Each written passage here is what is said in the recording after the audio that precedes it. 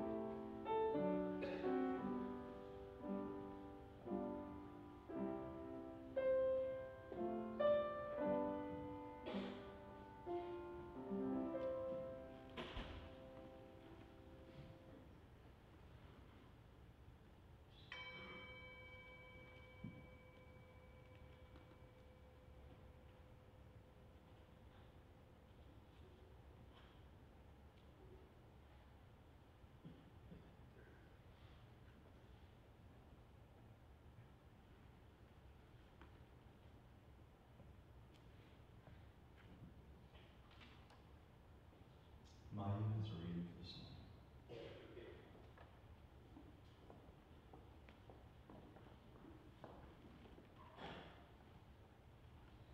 Our reading this morning comes from Karim, author of the reading from the seventh layer.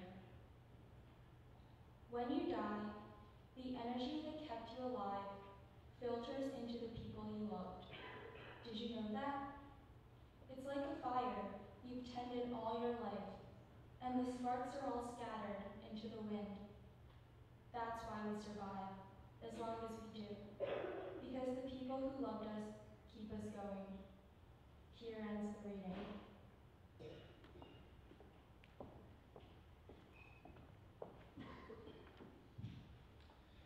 This morning we have our 7th senior speaker, and here to introduce him to us is Max.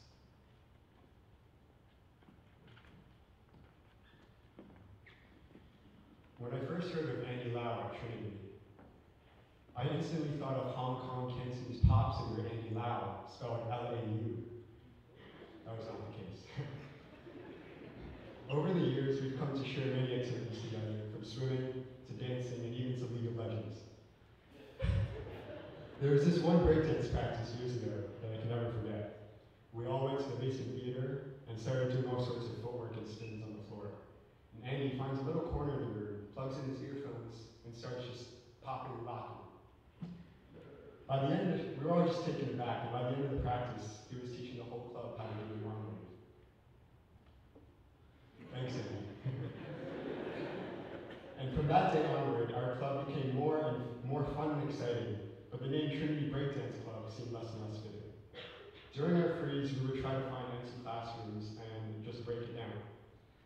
It was these moments of trailblazing creativity, passion, and joy that helped make these last 4 years that much more fun. And his enthusiasm to have fun didn't just stay on the dance floor. In the class, in the pool, and he never fails to bring a smile to everyone around him.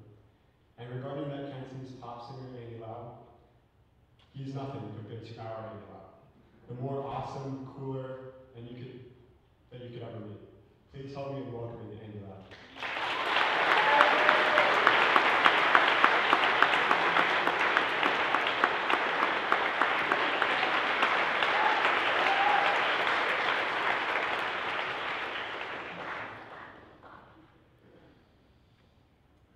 I want to talk to you about this idea of surviving, about how essential it is that we do it, and how lucky we are when we've done it.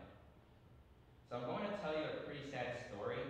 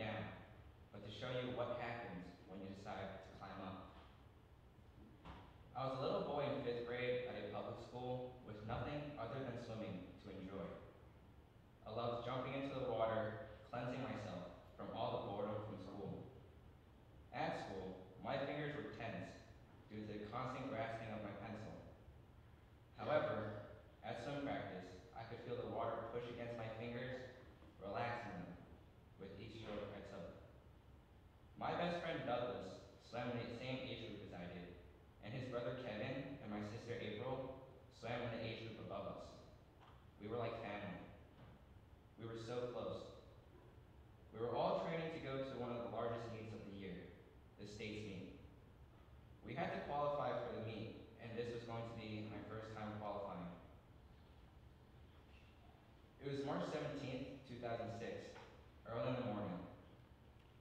I was tired from a lack of sleep, but excited to head out and swim. This year, the state's meet was held in Buffalo. Mrs. Kwan, Douglas's mom, came to pick us up. We were all going to Buffalo together. My mom, my sister April, Douglas, Kevin, and Mrs. Kwan. Everyone in the car shared my excitement. There was a lot of chatting, laughing, and joking among us. Somewhere along the way, I decided to take a nap. I was a healthy 10-year-old boy who was ready to compete at his very first states meet. I needed to rest. When I opened my eyes, I came to a reality no one could have prepared me for. I immediately realized that my right arm and my right leg were both covered in casts, and I could not move my left leg without excruciating pain. I had no idea where I was. However, it wasn't hard to tell that I wasn't in the car anymore and that I wasn't in a hotel room. All the strangers dressed in green around me showed me that I was in the hospital, but I rejected this awful concept as soon as it occurred to me. Where was everyone? What had happened? Are they swimming without me? I recognized my uncle who was sitting on the couch by the bedside. He looked awful, deflated, limp, red-eyed, lost. I began to realize something had gone terribly wrong. My surgeon explained my injuries to me. Apparently, I dislocated my right wrist, had an open fracture on my right leg, and my left femur was severely damaged, and I needed to have metal rods inserted into my leg to support it. I also had some internal bleeding in my spleen, but my spleen was not removed. As bad as it was, my confusion about what had happened was worse. Where were my family and friends? I was soon taken to my mother's room where I got to see my dad. My mom was in a neck brace and could not eat or talk. My dad slowly told me the gut-wrenching news. We were on the I-87 New York State Freeway when something went wrong with the car tire. Mrs. Kwan assumed that there would not be any cars on the thruway because it was so early in the morning.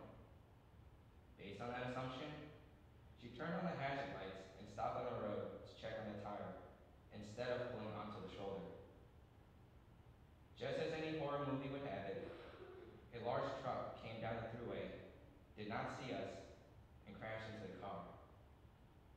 I thought that was all, but then I told me that my sister April, Mrs. Kwan, and her two boys, my best friend Douglas, and his brother Kevin, all died in the car crash. I went into shock and didn't know how to react. I tried to find the words, but I couldn't. Without disrupting the sorrowful silence, I was taken back to my room by my uncle, confused and scared. It was March 20th, and I'd been unconscious for 3 days. The next year was a mess. I viewed everything through the lens of sorrow and pain. I knew that on the day of the accident, that my friends and my sister all rose to heaven. However, I plunged straight into hell.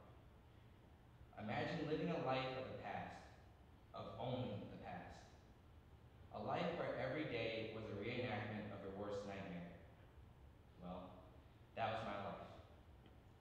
The accident was all I could ever think about. What happened? Why us?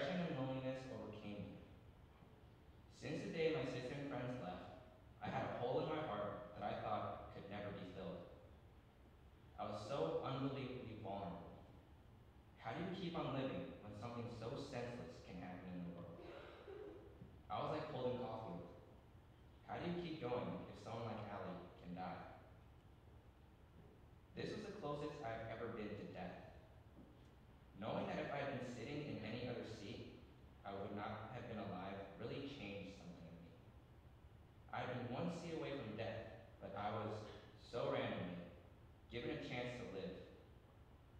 I now wanted to live life to the fullest, for those that didn't get the chance to do so. I had to do right by their lives and their deaths. Everything else seemed so secondary. But it was a lot easier said than done.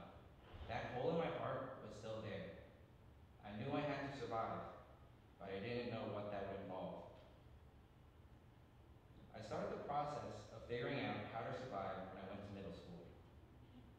At De La Salle, at first, my friends were just my friends, and the school was just a school. However, after a few months, things started to develop into a whole lot more. There's one moment in particular I remember so vividly. We had all gone on a retreat halfway through 7th grade. We were all sitting in a giant circle. Brother Brian, our principal, opened the discussion by asking, how many of you are happier in school than at home? I raised my hand with a group of other boys. Coincidentally, Brother Brian called on me first.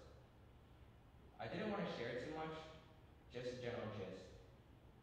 Let's just say middle school boys aren't generally that psyched about making themselves vulnerable.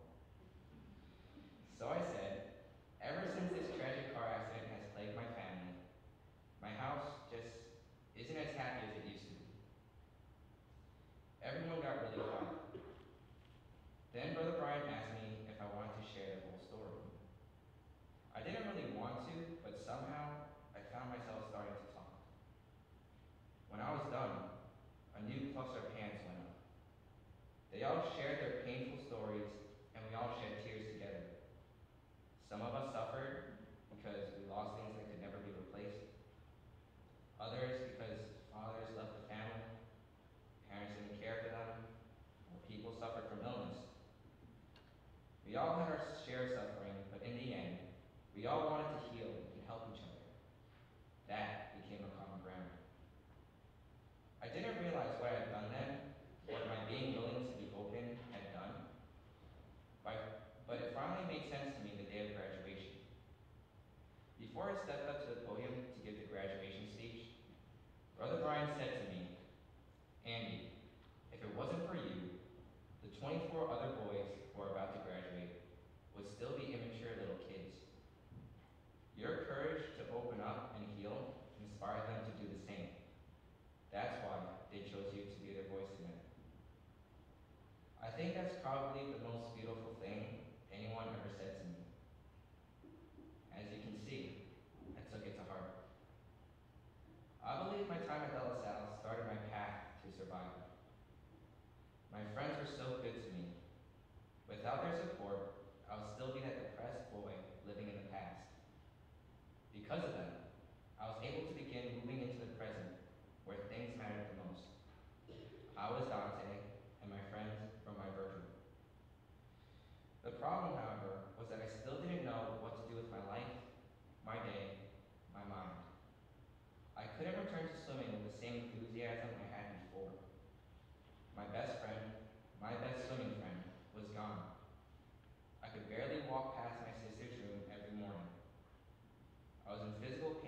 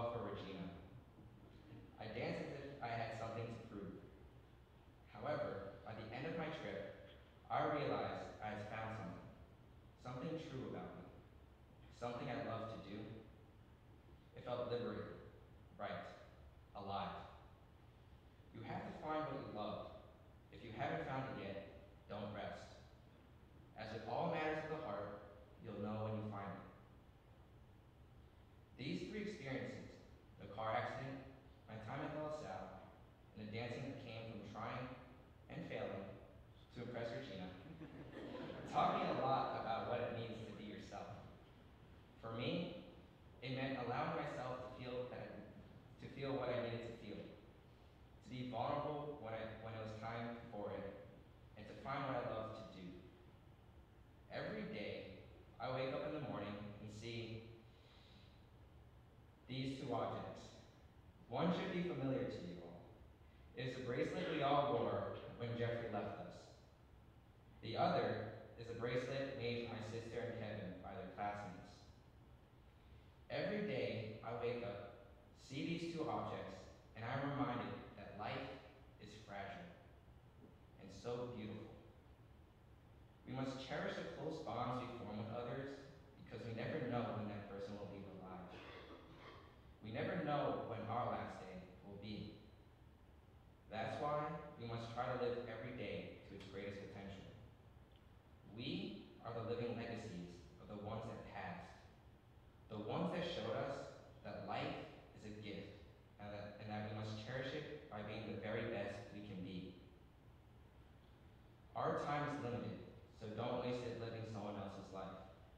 Be yourself, because the only person you are destined to become is the person you decide to be. So I've been reflecting a lot on survival, how my survival depended and depends on realizing the power that comes from embracing your vulnerabilities and being open for the sake of healing. I'm thinking about how terrified I used to be whenever anyone would tell me to be yourself, because I honestly had no idea what that meant. It was always wished upon me when it didn't make sense. But now that it does, now that I've figured out that being yourself is surviving, I wish it for all of you. According to Ralph Waldo Emerson, to be yourself in a world that is constantly trying to make you something else is the greatest accomplishment. So be yourselves. Be yourselves and do what you love, despite what anyone says. But most importantly, be yourselves, because life is too short to be anyone else. Thank you. Thank you for helping me survive.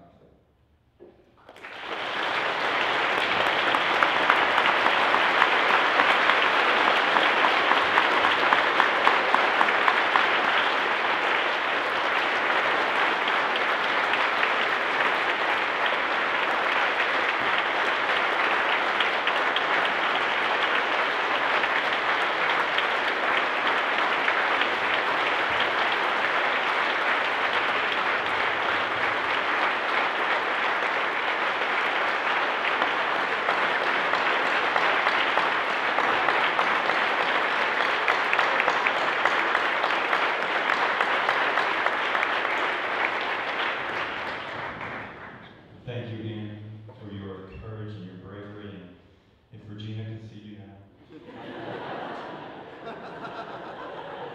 Shinasan. Andy, Max, and Sho will now dance to Never Gone by the Backstreet Boys. Andy would like to dedicate the dance to those no longer with us. It is a tribute to the ones that inspired